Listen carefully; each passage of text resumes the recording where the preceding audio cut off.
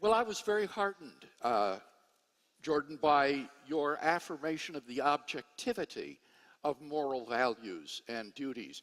You said there are things that are unquestionably good and unquestionably evil, that these moral values are not things that are invented, but they are discovered.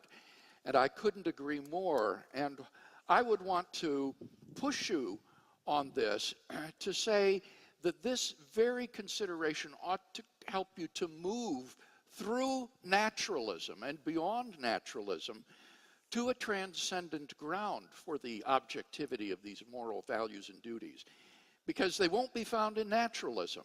The naturalist is trapped in the lower story. Objective moral values and duties are not physical entities described by the laws of nature. These are transcendent realities, either Platonic or else grounded in God. And therefore, the very affirmation of the objectivity of moral values and duties that was so strong throughout your talk, which I so appreciate. It's anti-relativistic, it's objectivistic. I want to encourage you to push through that naturalism to finding a transcendent ground for these in theism. I think that's the most plausible moral theory that will enable us to affirm the objectivity of these moral values and duties. Yep.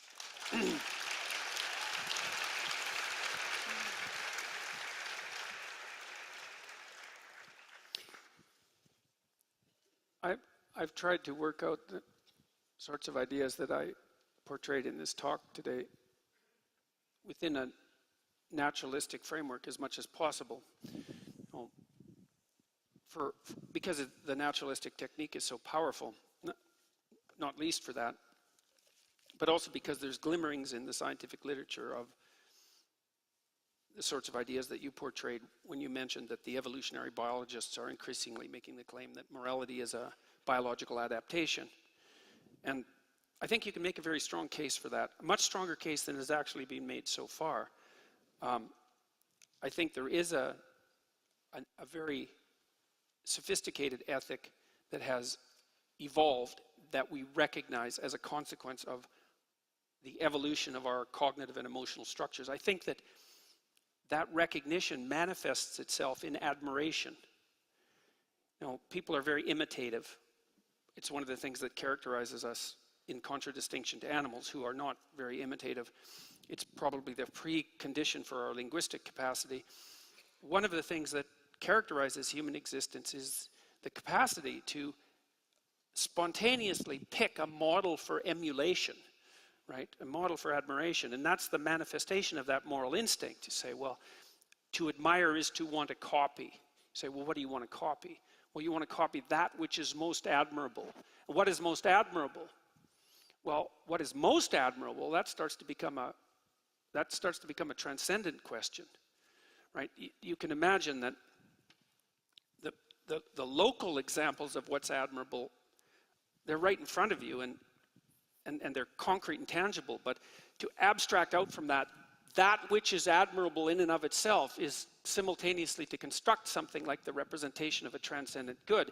And that's, to some degree, how religious conceptions emerge from their underlying biological substrate. Now, you might say, well, that's merely reducing the religious conceptualization, the religious abstraction of what's good, to the biological substrate. And I think you can read it that way, but I don't think that that necessarily indicates what it is. I think that the entire process of evolution is somehow shaping itself around maybe Platonic ideas, something like that, some transcendent good. And that it's a mistake to assume that just because you can make an association between the transcendent abstract good and the process of evolution, that one is necessarily reducible to another. It isn't the way reality works. To commit the genetic fallacy, to try to say that because one's moral beliefs originated through such a biological evolutionary process, that therefore they are explained away and have no objective validity. That just is to commit a genetic fallacy. Well, I think partly what happens too is that you at that level of analysis, you have to start questioning your initial presumptions, like the idea that the most true truth is objective, because I'm not sure it is. I don't think we understand what constitutes truth very well. And there's the truth that you act out, as well as the truth that tells you what the world is made of, and those aren't necessarily the same thing. And so things get very murky at that level of abstraction. But one thing I have learned from attempting to reduce religious preconceptions to their biological substrate is that there's always something left over that you haven't explained. And it's not something trivial, because every time I look into what's left over, it turns out to be unutterably deep. And I get rid of some more of it, and the rest becomes unutterably deep. And so